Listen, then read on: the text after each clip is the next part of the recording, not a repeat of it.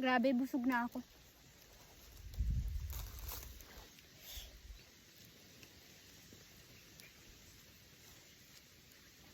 Ang laki ng kutsilyo. Ang laki ng kutsilyo. Ito yung view ko, guys. Sarap ng hangin. Wala ng stress. Grabe, bundok na dito.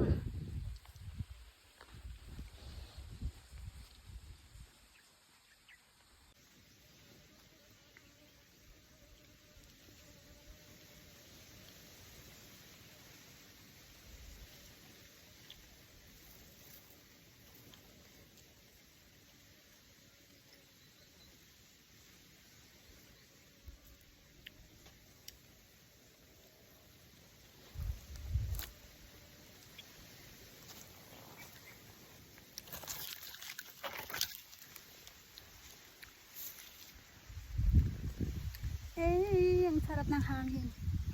Yun na yung kuya ko, guys. Isang sako na yung nakuha. Sabi ko sa kanya, huminto muna dito, magpahinga. Sabi niya, sobrang bigat daw ng dala niya, kaya hindi na siya ano dito. Ay, yung isa kong kapatid. Isang sako din yung sa kanya.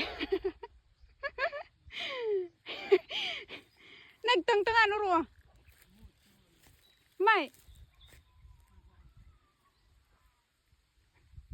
May motor daw.